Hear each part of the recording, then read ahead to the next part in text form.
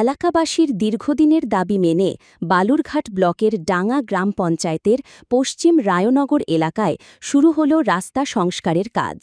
রবিবার দুপুরে আমাদের পাড়া আমাদের সমাধান প্রকল্পের অধীনে এই কাজের আনুষ্ঠানিক সূচনা করেন বালুরঘাট পঞ্চায়েত সমিতির সভাপতি অরূপ সরকার ও ডাঙ্গা গ্রাম পঞ্চায়েতের প্রধান অপর্ণা বর্মন। রায়নগর যে আমাদের বুথ আছে সেই বুথে প্রায় 4 লক্ষ টাকা ব্যয়, 3,99,857 টাকা ব্যয় আমাদের পাড়া আমাদের সমাধানে এই প্রকল্পের মধ্যে দিয়ে প্রায় 150 মিটার রাস্তা আজকে এখানে শুভ শিলান্যাস করতে আমরা এসেছি, শুভ সূচনা করতে এসেছি। এলাকাবাসীর দীর্ঘদিনের দাবি ছিল এই রাস্তা নিয়ে, দীর্ঘদিন আমাদের নানা সময়ে বলেছেন ওনারা, কিন্তু আমি রাজ্যের মানবিক মুখ্যমন্ত্রীকে ধন্যবাদ জানাতে চাই যে উনি এবার আমাদের পাড়া আমাদের সমাধানের মধ্যে যে 10 লক্ষ টাকা করে প্রত্যেকটা পাড়ার উন্নয়নের জন্য দিয়েছিলেন, সেই থেকে আমরা 4 লক্ষ টাকা ব্যয়ে আজকে এই রাস্তাটা করতে পারছি।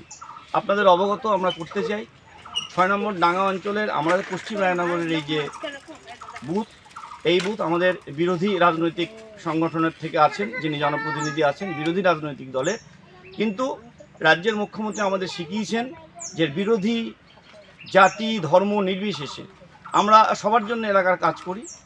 সেটাও আপনাদেরকে আজকে এই মিডিয়া বন্ধুদের মাধ্যম দিয়ে জানাতে চাই, যতই এলাকার বিরোধী রাজনৈতিক দলের সদস্য থাকুক না কেন, আমাদের উন্নয়ন কিন্তু পশ্চিমবঙ্গে যেরকম প্রত্যেকটা বুথে বুথে মমতা ব্যানার্জি পৌঁছে দিচ্ছেন, আজকে আমরা সেই জন্য এখানে এই উন্নয়ন পৌঁছে দিতে এসেছি। সেই রাস্তার শুভ শিলান্যাসে আজকে এখানে অনুষ্ঠিত হল। সবাই মাননীয় মুখ্যমন্ত্রীকে কি ধন্যবাদ জানাচ্ছি। আচ্ছা আচ্ছা, খুব খুশি তো আপনারা না? খুব খুশি সবাই। ঠিক আছে। প্রায় 4 লক্ষ টাকা ব্যয়ে 150 মিটার দীর্ঘ এই রাস্তাটি তৈরি করা হচ্ছে। উদ্বোধনী অনুষ্ঠানে অরূপ সরকার জানান, মুখ্যমন্ত্রী মমতা বন্দ্যোপাধ্যায়ের অনুপ্রেরণায় দলমত নির্বিশেষে এই উন্নয়নমূলক কাজ করা হচ্ছে। এমনকি সংশ্লিষ্ট এলাকাটি বিরোধী দলের সদস্যভুক্ত হওয়া সত্ত্বেও কোনো পক্ষপাতিত্ব না করেই জনস্বার্থে এই সংস্কারের উদ্যোগ নেওয়া হয়েছে। রাস্তার কাজ শুরু হওয়ায় স্থানীয় বাসিন্দারা অত্যন্ত আনন্দিত।